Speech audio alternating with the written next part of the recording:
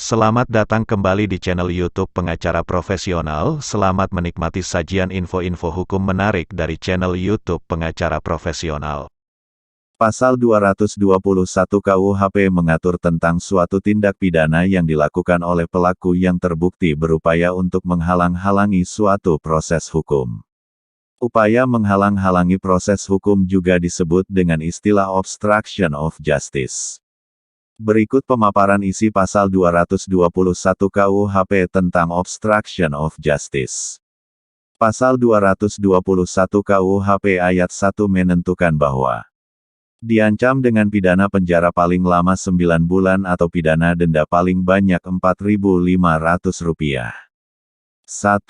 Barang siapa dengan sengaja menyembunyikan orang yang melakukan kejahatan atau yang dituntut karena kejahatan, atau barang siapa memberi pertolongan kepadanya untuk menghindari penyidikan atau penahanan oleh penjahat kehakiman atau kepolisian, atau oleh orang lain yang menurut ketentuan undang-undang terus-menerus atau untuk sementara waktu diserahi menjalankan jabatan kepolisian.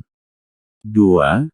Barang siapa setelah dilakukan suatu kejahatan dan dengan maksud untuk menutupinya, atau untuk menghalang-halangi atau mempersukar penyidikan atau penuntutannya, menghancurkan, menghilangkan, menyembunyikan benda-benda terhadap mana atau dengan mana kejahatan dilakukan atau bekas-bekas kejahatan lainnya, atau menariknya dari pemeriksaan yang dilakukan oleh pejabat kehakiman atau kepolisian maupun oleh orang lain, yang menurut ketentuan undang-undang terus-menerus atau untuk sementara waktu diserahi menjalankan jabatan kepolisian.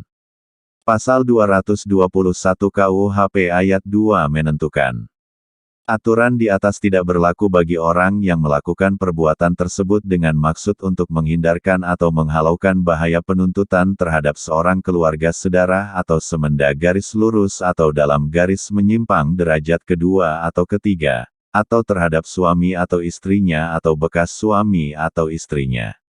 Obstruction of justice juga diatur dalam Undang-Undang Tipikor. Adapun isi pasal 21 UU No. 31 tahun 1999 Tipikor, tentang ancaman bagi pelaku obstruction of justice berbunyi.